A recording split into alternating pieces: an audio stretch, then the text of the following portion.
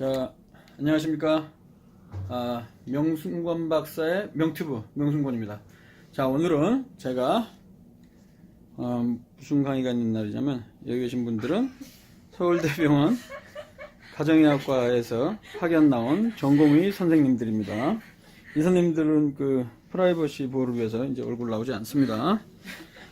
자, 오늘은 이제 스텝 렉처가 있는 날이죠. 우리 전공의님들이 파견을 나오게 되면 여기에서 여러 가지 뭐 교육 수련을 받는데, 환자도 보고 또 이제 우리 스텝들, 교수급들의 그 전문의 선생님들로부터 또 여러 가지 의학에 관련한 강의도 듣습니다. 오늘은 이제 제가 한 40분 정도에 걸쳐서 근거 중심 진료라는 제목으로 강의를 하려고 합니다. 자, 우리 전공의님들, 근거 중심 진료를 들어봤어요? 네, 들어봤습니다. 우리 유 선생님은 옛날에 강의 듣지 않았나요, 나한테? 네, 들었어요. 언제 들었어요? 1년차 때, 약 1년 전에 들었어요. 지금 2년 차니까 작년에 들었죠? 네네네. 기억나요? 뭐라고 했는지? 핵심이 뭐였죠, 혹시?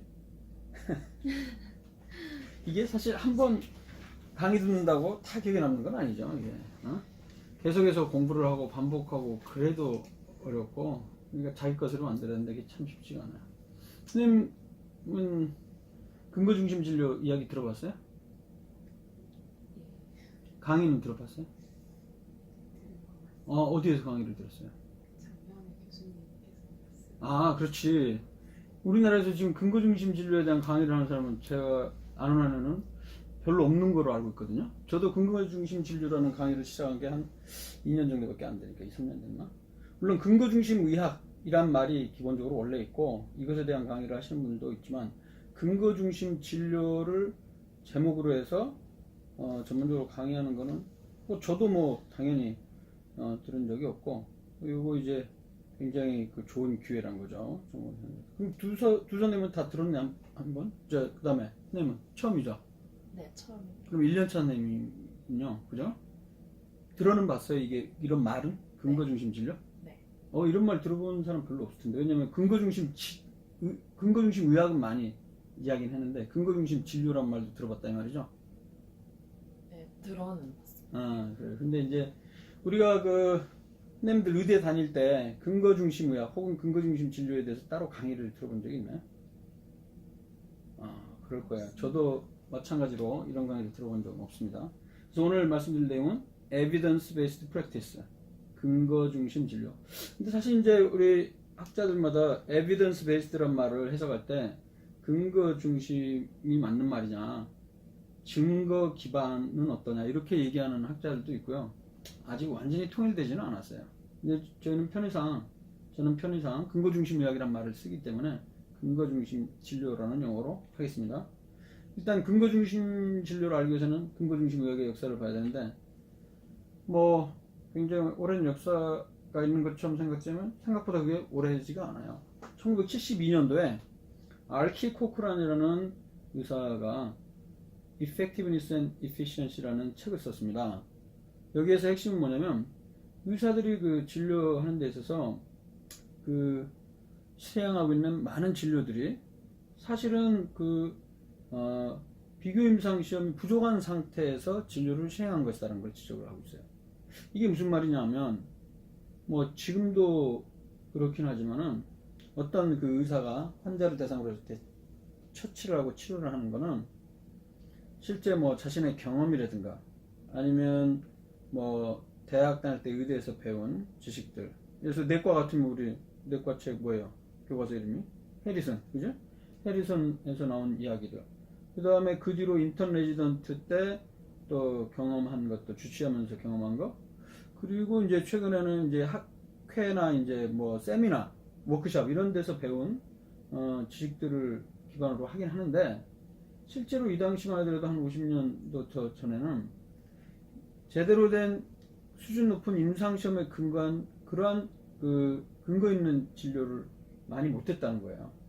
이러던 와중에 1987년도에 데이빗 에디라는 사람이 워크숍에서 에비던스 베이스드라는 용어를 처음 사용한 것으로 기록이 되어 있습니다. 그리고 문헌상에서 evidence based medicine, 그러니까 근거 중심 의학이 나온 거는 1992년도입니다. 고던 가이엇 박사가 의학 진료를 교육하는 새로운 접근법으로 evidence based medicine이라는 용어를 사용했죠. 이게 이제 펀메드 우리 의학 데이터베이스 들어가 보면 자마의 1992년도에 evidence based medicine, A new approach to teaching the practice of medicine이라고 이런 제목으로 하나의 사설 코멘트 이런 거를 썼었어요. 이제 본격적으로 근거 중심 의학이란 말이 등장한 거는 1996년입니다. 근데 이거 녹음이 제대로 되고 있나? 나 보여요? 알았어요. 잘 보고 있어요. 1년 전에. 야, 근거 중심 의학에서 보면 96년도에 데이빗 세킷 박사가 영국 의학저널 BMJ입니다. BMJ, 브리티시 메디컬 저널. BMJ는 영국에서도 그 전통이 아주 오래됐어요. 거의 한 180년 이제 됐을 거예요. 이 의학 학술지가 나온 지가. 우리나라 뭐 사실 우리 가정의학 표지 한글판도 몇십 년 정도밖에 안 됐는데 180년은 뭐 전통이 정말 대단합니다. 여기에 하나의 뭐 의견, 코멘트 혹은 뭐 퍼스펙티브 이런 걸 간단하게 한 장짜리 정도로 쓴 글이 있어요. 여기에 바로 이제 여기에서 근거 중심 의학이 무엇인지에 대해서 처음으로 정식으로 제기를 했습니다. 그래서 근거 중심 의학, Evidence Based Medicine, 약자로는 EBM인데 이거는 뭐냐? 한마디로 하면 이거야. 개별 환자를 진료하는 데 있어서 의사결정을 할 때, 의사결정은 의사가 하겠죠, 당연히. 여기서 말하는 의사랑 또 다른 거지만, 의사결정은 여기서는 decision making이에요. decision making. 이 치료를 할지 말지 이런 의사결정을 할 때 어떻게 해야 되느냐? 단순히 의사 자신의 지금까지 배워왔던 여러 가지 지식이나 전문성만을 근거로, 경험들만으로 근거하지 말고 가장 현존하는 최상의 근거를 가지고 의사결정을 하라는 겁니다. 진료에 임하라는 거죠. 여기서 가장 핵심되는 말은 바로 현재의 최상의 근거입니다. 영어 원문에는 어떻게 됐냐면 current best evidence라고 되어 있어요. 이걸 저는 이제 현존하는 현재의 최상의 근거라고 번역을 했는데, 그 근거를 갖고 성실하고 분명하고 적절하게 사용하는 것을 말한다. 사실 요렇게 해석하는 거는 조금 약간 오역이 있을 수도 있겠는데, 여기 영어로 보면 어떻게 됐냐면 conscientious, explicit and judicious use라고 되어 있어요. 이 말 참 어렵네. conscientious 그러면 양심적인, 성실한 이런 말이거든요. 그러니까 꼭 양심적이다 이런 부분도 있지만 성실하게, 그 다음에 explicit은 분명하다는 뜻이죠. 클리어한 거죠. 그리고 judicious는 합리적으로 혹은 이제 적절하게 이런 뜻이니까 제가 이 정도 수준으로 번역을 했습니다. 그러니까 근거 중심 의학 진료라는 거는 두 가지 컴포넌트가 있는데요. 의사 개인의 임상 전문 지식 플러스 그리고 외부로부터 얻은 체계적인 연구로부터 유래한 임상 근거를 통합해서 진료를 하라는 것이죠.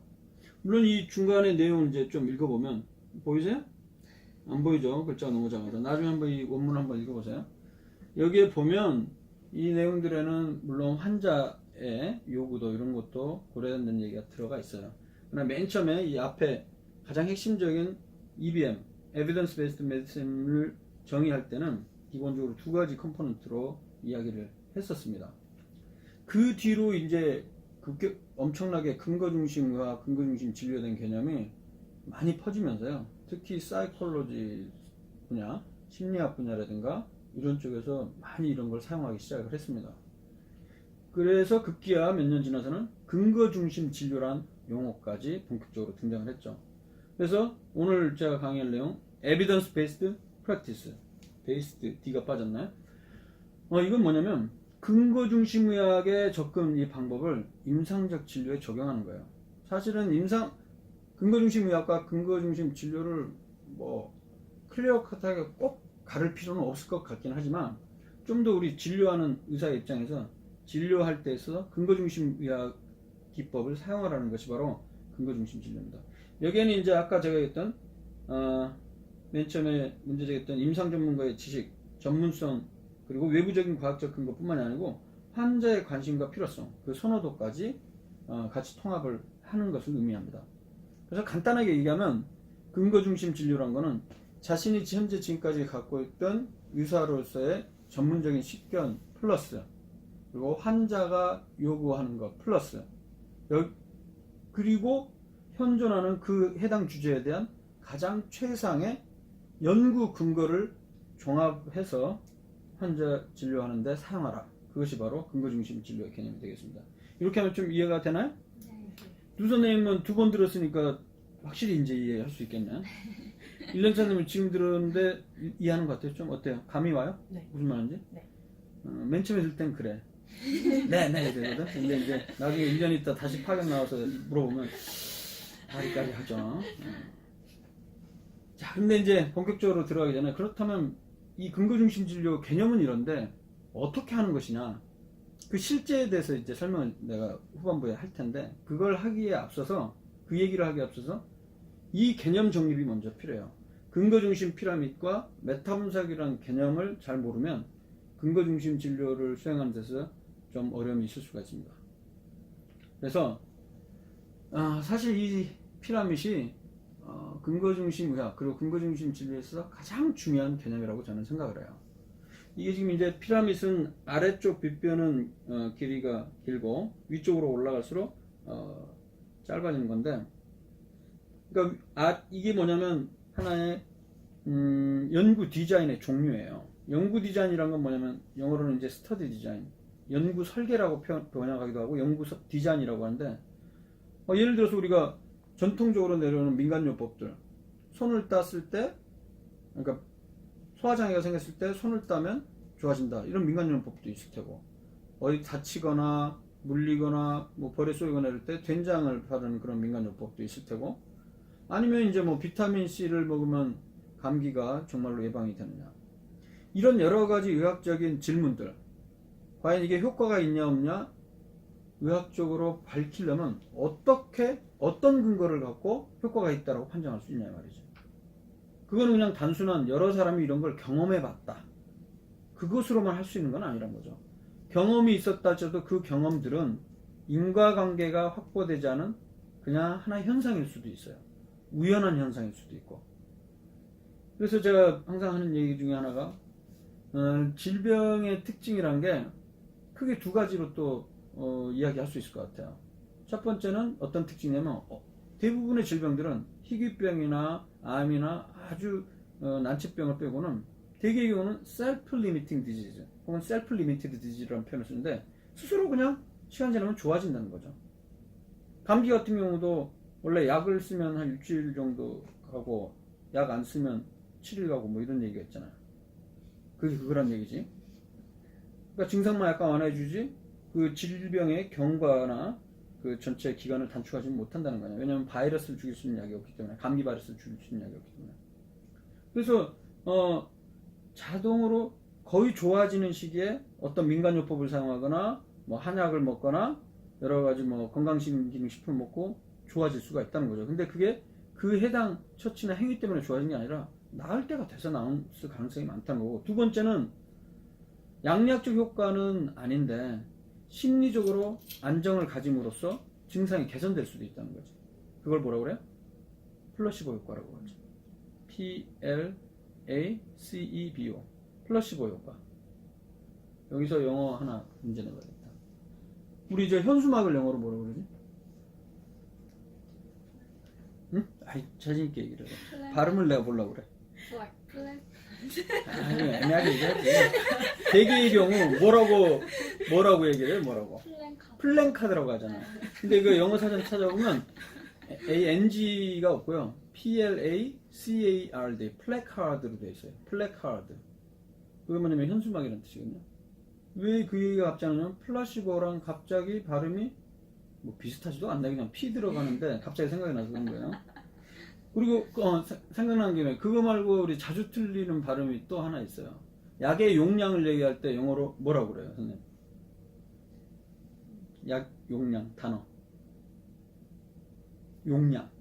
갑자기 생각 안 나? 이게 카메라 있다고 지금 갑자기 생각이 안 나구나.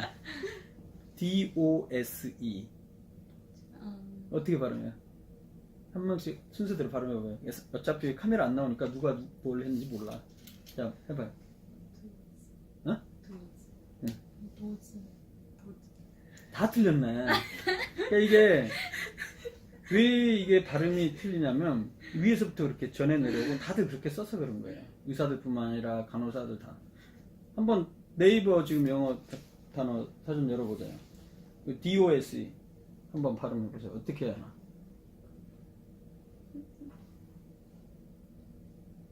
오늘 이거 전공의 선생님들 한 달에 한 번씩 이렇게 바뀌기 때문에 오늘이 마지막 날 페어웰 파티하기로 하는 날인데 지금 나왔어요? 뭐라고 나와요? 도즈. Z가 아니고 S 발음이 나는 거예요. S 발음 그대로 도스가 정답입니다. 네. 도즈라고 적습니다. 그래서 용량을 많이 쓰는 그런 요법을 보통 메가 도스라고 하는데도 불구하고 또 많은 사람들은 메가 도즈라고 한단 말이죠. 도즈란 거는 무슨 뜻이 있어요? 도즈라는 단어 뭐가 있지? 한번 찾아봐요. DOZ인가? GE, DOGE, DOZ 인가? 있나? 그런 단어? 그래, 이거 깜빡 잠이 들다 이런 뜻이 있네. 도즈. 요 발음이 그 잠이 들다라는 뜻이네. 꾸벅꾸벅 졸다 이런 말이지. 지금 이제 졸릴 때가 되긴 했는데, 보통 이 정도 되면 이제 항상 전공의원님들 3명 중에 1명은 항상 졸더라고. 근데 오늘은 안 졸아. 요거 때문에 요거 때문에. 요거 지금 촬영하니까. 어쨌든 뭔 얘기하다 볼까요? 플라시보 이펙트. 플라시보 효과란 거는 한자어로 위약 효과라고 그래요. 그릇 위자, 가짜 위자 써갖고 가짜 약 효과거든. 그래서 전혀 약효가 없는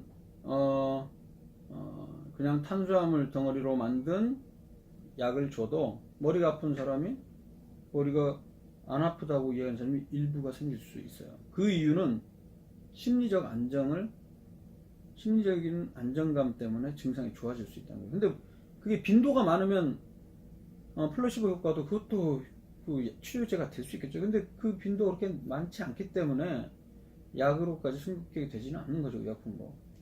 그래서 어떤 그 질병이든지 많은 대다수의 질병이 시간이 지나면서 좋아지는 셀프 리미팅 디지즈, 그러니까 자연적으로 좋아지는 거, 아니면 위약 효과 때문에 좋아질 수가 있어서 우리가 알고 있는 여러 가지 민간요법이나 대체의학, 대체요법, 각종 건강기능식품이 정말 그게 이 두 가지 위약 효과라든가 아니면 자연이 좋아지는 거 이상으로 양리학적인 효과가 있는지는 연구를 통해서 확인을 해봐야 된다는 거죠. 그래서 그 연구 방법이 개발된 게 가장 아랫단계 연구 디자인 수준으로 대표적인 게 실험실 연구가 있어요. 레버러토리 스터디 혹은 인비트로 스터디라고 그러죠. 인비트로 스터디, 비트로라는 게 이제 글래스, 유리라는 뜻인데 라틴어로 그러니까 유리관 안에서 연구를 하는 거죠. 이거는 그러니까 실험실, 유리관, 시험관 연구를 얘기하는 겁니다. 살아있는 생명체를 대상으로 하지 않는 거예요. 대개 이제 의학 분야에서 실험실 연구라고 치면 어떤 게 제일 많냐면 세포를 대상으로 한다거나 분자를 대상으로 한다거나 혹은 이제 박테리아, 세균까지도 세포를 배양하거나 그런 연구까지는 이제 실험실 연구로 보통 얘기합니다. 실험실 연구에서 어떤 양력적 효과의 가능성이 나타나면 그 다음에 바로 사람에 대해서 쓰는 게 아니고 그 다음 연구 디자인, 스터디 디자인으로서 한 단계 높은 수준의 연구인 동물 실험 연구를 하게 됩니다. 그게 이제 애니멀 스터디라고 하죠. 보통 쥐를 대상으로 해서 이를테면 뭐 20마리의 쥐가 있으면 10마리씩 나눠서 10마리에게는 플라시보 약을 투여를 하고 10마리에게는 새로 개발한 신약을 투여했을 때 그 반응을 보는 거죠. 거기에서 이제 일관된 효과가 보고가 된다면 이제 동물 실험을 떠나서 바로 사람을 대상으로 한 임상시험에 들어간다는 거예요. 그 임상시험을 이제 영어로 클리니컬 트라이얼이라고 하죠. 임상시험.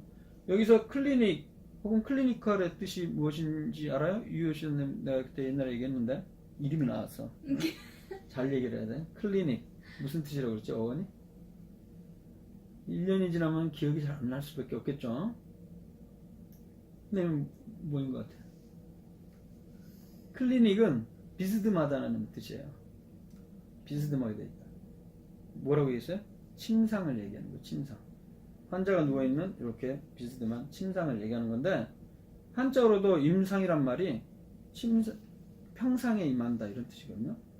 그러니까 임상이란 말은 환자를 대상으로 한단 말이고, 좀 더 확장을 하면 환자를 포함한 사람을 대상으로 하는 그런 뜻이에요. 임상이란 거. 그러니까 시험이니까 사람을 대상으로 한 실험이에요. 임상 실험이란 표현을 쓰지만 실제로 임상 시험이라고 보통 얘기를 합니다. 동물 실험 같은 경우는 동물 실험이라고 보통 얘기를 하고 일반적으로. 근데 여기 보면 이제 우리가 영어로 RCT라고 되는데, RCT는 뭐죠? RCT가 뭐예요? 뭐의 약자죠? Randomized Controlled Trial의 약자입니다. 아주 중요한 개념이에요. 혹은 Randomized Clinical Trial의 약자기도 해요.